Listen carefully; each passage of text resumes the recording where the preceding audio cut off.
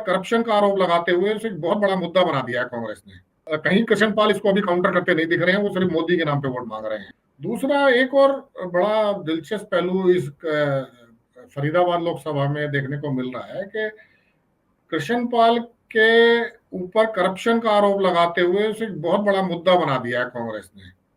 Corruption पाल का नाम दे दिया है कृष्ण पाल गुर्जर को, जो कि एनआईटी के विधायक हैं आपके, जो नीरज शर्मा, वो काफी जाने माने इस तरह के शब्दों का मायाजाल फेंकने के लिए। तो उन्होंने ये नाम दिया और उसके बाद महेंद्र प्रताप या कांग्रेस के जितने भी लीडर कंपेनिंग कर रहे हैं सब उन्हें इसी नाम से संबोधित कर रहे हैं।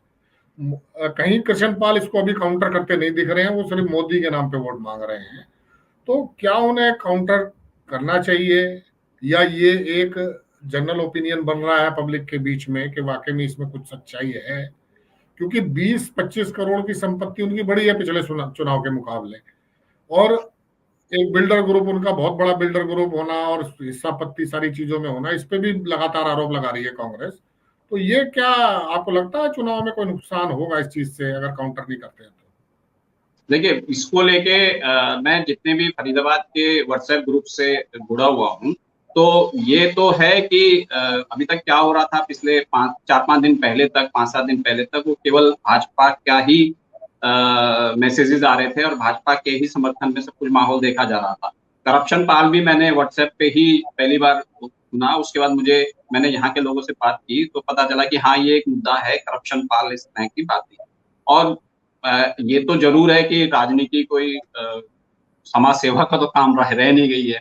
तो राजनीति में इस तरह की चीजें, संपत्ति जो शपथ पत्र में दिखाया जाता है वो तो कुछ भी नहीं है। अगर इस हिसाब से देखा जाए तो संपत्ति तो कुछ भी नहीं है जो अगर उन्होंने दिखा भी दी तो। हालांकि इस तरह का कोई आरोप, बड़ा आरोप पिछले कुछ समय में मुझे तो नहीं सुनने को मिला, लेकिन ये जरूर है कि पिछले 5-10 साल में जो भी बैठा हुआ है कोई सांसद है, तो आप आसानी से बहुत सारी चीजें खोज कर उस पर इस तरह के भ्रष्टाचार के आरोप लगा सकते हैं। ये मुद्दा अगर जमीन पर आता है तो ये जरूर कारगर साबित हो सकता है और ये अपनी पेठ बढ़ा सकता है शहरी मतदाताओं में, खासकर शहर का जो लोअर मिडिल क्लास है और जो लोअर क्लास है वहां ये मुद्दा बन सकता है।